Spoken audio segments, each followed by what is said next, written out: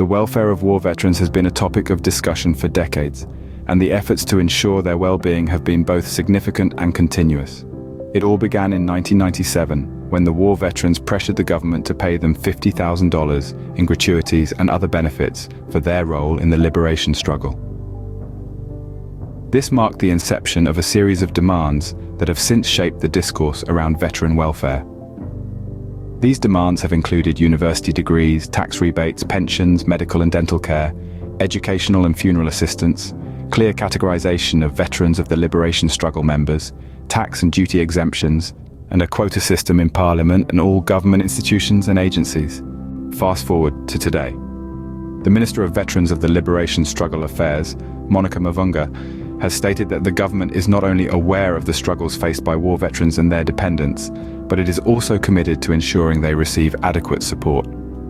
According to Mutsvangwa, the challenges faced by veterans range from access to quality healthcare and education to opportunities for economic empowerment. The government's dedication to addressing these issues is reflected in the boards under the Veterans of the Liberation Struggle Affairs.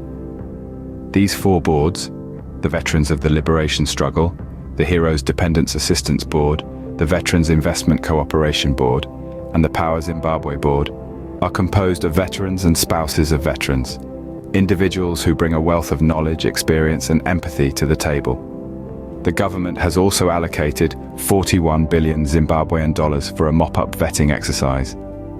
This process, which is slated for completion this year, will ensure that only legitimate veterans receive the support they are entitled to. In conclusion, the government's commitment to the welfare of war veterans is clear.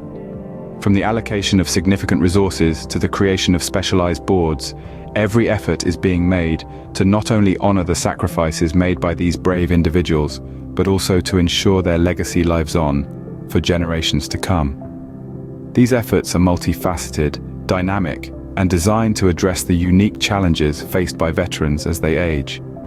So, are war veterans receiving the support they need? The answer is a resounding yes, but the journey is not over. As long as there are veterans to support, the government will continue to innovate and adapt, ensuring that these heroes can age gracefully with the dignity and respect they deserve.